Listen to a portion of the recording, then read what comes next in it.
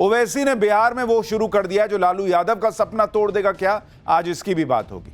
बिहार चुनाव के पहले लालू परिवार में क्यों भयंकर फूट पड़ गई है। ओवैसी ने बिहार में वो शुरू कर दिया जो लालू यादव का सपना तोड़ देगा क्या, अब इसका चैप्टर।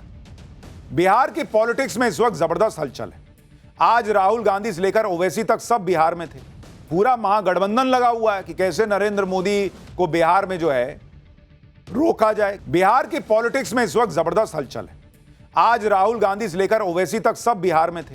पूरा महागठबंधन लगा हुआ है कि कैसे नरेंद्र मोदी को बिहार में जो है रोका जाए, क्योंकि भाई नरेंद्र मोदी भी ताबड़तोड़ वहां पर रैलियां करके माहौल बना रहे हैं। महागठबंधन की दूसरी टेंशन ओवैसी है, जो बिहार में अकेले चुनाव लड़ने का ऐलान कर चुके हैं। कांग्रेस और आरजेडी के लिए एक मुसीबत नहीं, बड़ी मुसीबत है। आप देखिए कि टेंशन इतनी बड़ी है कि आजादी के बाद कांग्रेस को पहली बार पटना में सीडब्ल्यूसी की मीटिंग कराने की याद आई है। आजादी के बाद पहली बार ये लोग पटना में सीडब्ल्यूसी की मीटिंग किए हैं बॉस। वहीं महागठबंधन में सीटों के बंटवारे को लेकर चल रही खींचतान के बीच लालू यादव के परिवार में फूट पड़ती दिख रही है। ओवैसी सीमांचल में पहुंचकर तेजस्वी यादव को मम्मी डैडी याद दिला रहे हैं, जबकि इधर एनडीए चुपचाप अपनी तैयारी किए जा रहा है। पीएम मोदी ने माहौल सेट किया है, तो उधर सीट बंटवारे पर मुहर लगाने के लिए 27 सितंबर को अमित शाह बिहार पहुंच सकते हैं। आज पाठशाला में बिहार चुनाव में जो घमासान मच गया है, एटम बम और हाइड्रोजन बम के बाद राहुल गांधी कौन सा बम लाए हैं, मोदी और शाह के मिशन बिहार का क्या होने वाला है, सब दिखाऊंगा। पहले एक झलक देखिए।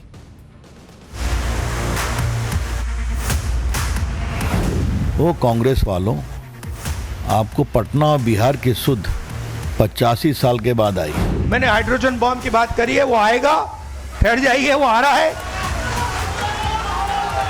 वो आएगा।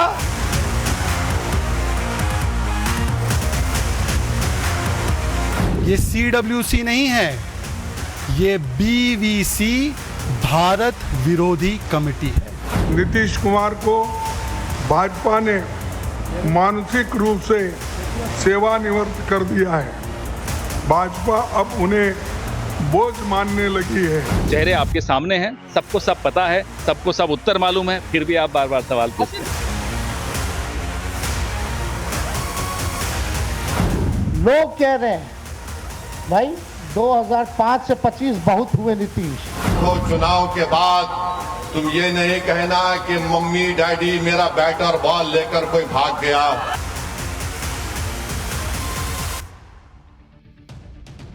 ओवैसी अलग मजे ले रहे हैं बॉस कि मेरा बैट और बॉल लेके मम्मी डैडी कोई भाग गया, सब दिखाऊंगा अभी। लेकिन पहले बात बिहार चुनाव में महागठबंधन के लेटेस्ट हथियार की।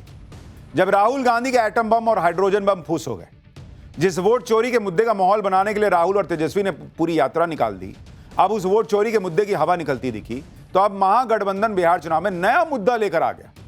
आज महागठबंधन के नेताओं ने पटना में अति पिछड़ा वर्ग के लिए न्याय संकल्प के नाम से स्पेशल मैनिफेस्टो जारी किया। इस दौरान राहुल गांधी और तेजस्वी यादव समेत महागठबंधन के सभी बड़े नेता मौजूद रहे। इस मैनिफेस्टो में अति पिछड़ा वर्ग के लिए 10 पॉइंट का एजेंडा जारी किया, जिसके बड़े वादों की बात करें तो SC/ST एक्ट की तरह अति पिछड़ा अत्याचार निवारण अधिनियम पारित होगा। अति पिछड़ा वर्ग के लिए पंचायत और नगर निकाय में मौजूदा 20% आरक्षण को बढ़ाकर 30% कर दिया जाएगा। अति पिछड़ा अनुसूचित जाति जनजाति और पिछड़ा वर्ग के सभी भूमिहीनों को शहरी क्षेत्रों में मकान बनाने के लिए 120 वर्ग मीटर और ग्रामीण क्षेत्रों में करीब 200 वर्ग मीटर जमीन उपलब्ध कराई जाएगी। 25 करोड़ रुपयों तक के सरकारी ठेकों में अति पिछड़ा अनुसूचित जाति जनजाति और पिछड़ी जाति के लिए 50% के आरक्षण का प्रावधान किया जाएगा। यही नहीं, स्पेशल मैनिफेस्टो जारी करने के बाद राहुल गांधी ने एक बार फिर फ्लॉप साबित हो चुके वोट चोरी के मुद्दे को हवा देने की कोशिश की। उनसे तो पहले यह पूछना चाहिए कि देश में 75 साल में 65 साल तो लगभग कांग्रेस का राज रहा। आज भी देश में अति पिछड़े लोग हैं कैसे? इतने साल कांग्रेस ने देश में राज किया है, अति पिछड़े आज भी अति पिछड़े क्यों है भाई? लेकिन राहुल गांधी कह रहे हैं कि भाई जल्दी ही हाइड्रोजन बम फोड़ दूंगा। जयराम रमेश ने हाइड्रोजन बम के आगे यूरेनियम और प्लूटोनियम बम की भी बात कर दी है भाई। दोनों भाई लोगों को सुनिए एक बार।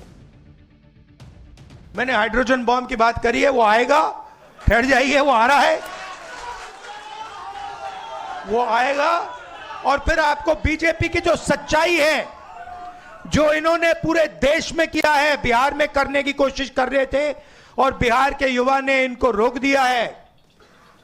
उसकी सच्चाई आप सबको पता लग जाएगा। कि अगले एक महीने में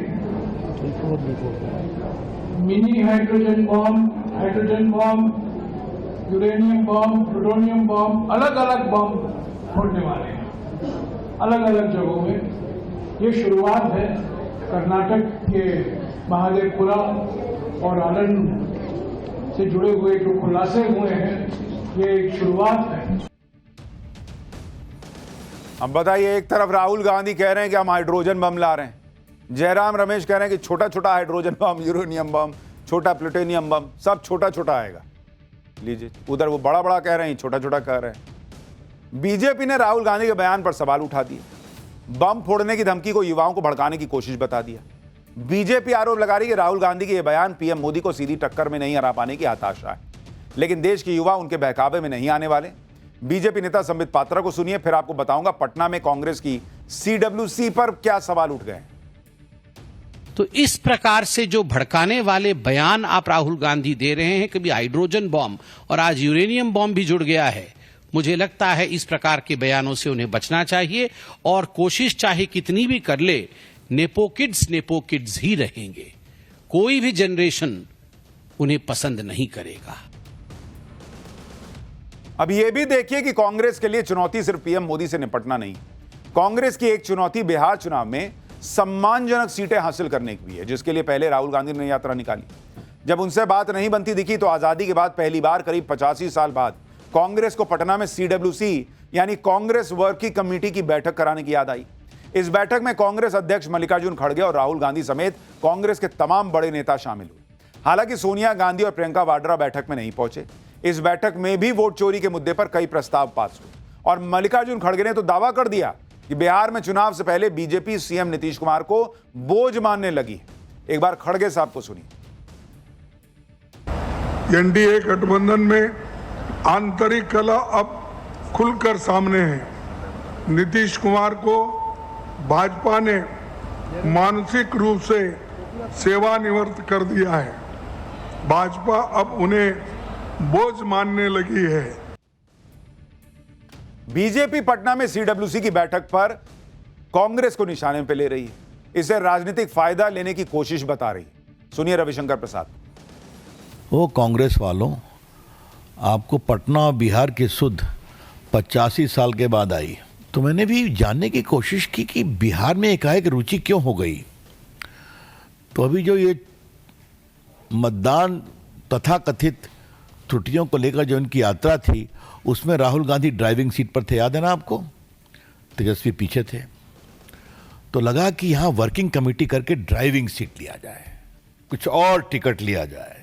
पटना में इनकी राष्ट्रीय कार्यकारिणी इनके शुद्ध राजनीतिक लाभ से प्रेरित है।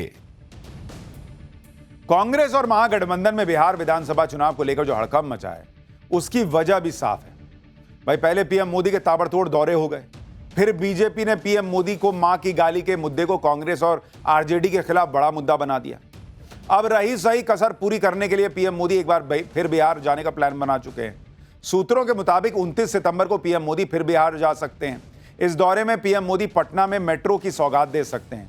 साथ ही 26 सितंबर से बिहार की जरूरतमंद महिलाओं के खाते में 10,000 रुपए जमा करने वाली मुख्यमंत्री महिला रोजगार योजना की शुरुआत होने वाली है। इस कार्यक्रम में भी पीएम मोदी ऑनलाइन जुड़ेंगे। बिहार की 75 लाख महिलाओं को इस योजना का फायदा मिलेगा। योजना के पहले चरण में 7,500 करोड़ रुपए बांटे जाएंगे।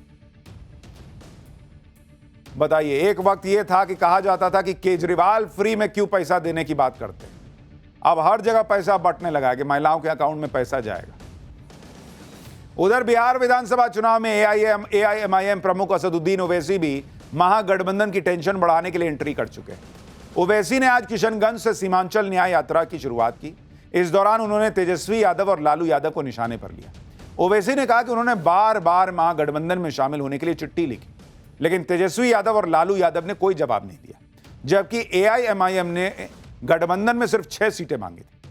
ओवैसी ने किशनगंज में तेजस्वी यादव पर अटैक किया और कहा कि पिछली बार की तरह इस बार भी सीमांचल की जनता तेजस्वी का घमंड तोड़ देगी, उनके सीएम बनने का सपना पूरा नहीं होगा। ओवैसी तो ये भी कह रहे हैं कि बाद में तेजस्वी जी ये मत कहना कि मम्मी डैडी मेरा बैट और बॉल लेकर कोई भाग गया। सुनिए ओवैसी को।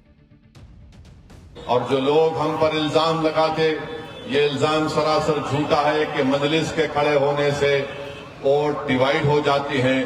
अरे अब हम और क्या कर सकते। हमारे अख्तरुल ईमान साहब ने 2 खत लिखा है लालू प्रसाद यादव को, एक खत लिखा तेजस्वी यादव को कि आओ हमसे इत्तेहाद कर लो, बल्कि अख्तरुल ईमान साहब ने ये तक लिख कर दे दिया कि आप मजलिस को सिर्फ 6 सीट दे दीजिए और हम अलायंस करने के लिए, इत्तेहाद करने के लिए तैयार हैं। मैं बताना चाह रहा हूं तेजस्वी यादव को, ये हमारी कमजोरी नहीं है, हम ताकत की बुनियाद पर तुमको लिखकर दे रहे हैं। तुम फैसला जो लेना चाहते ले लो, मगर याद रखो चुनाव के बाद तुम ये नहीं कहना कि मम्मी डैडी मेरा बैट और बॉल लेकर कोई भाग गया। ओवैसी भी मजे ले रहे हैं, कह रहे हैं कि बाद में मत कहना कि हमने नहीं बताया था। लेकिन सवाल तो उठेंगे कि भाई आप कहते हो कि मुसलमानों को के लिए आप सोचने वाले हो और असदुद्दीन ओवैसी की पार्टी से गठबंधन करने को तैयार नहीं हो, 6 सीट देने को तैयार नहीं हो इतनी सारी सीटों में से। खैर बिहार में जो सियासी तूफान आएगा वो तो आएगा।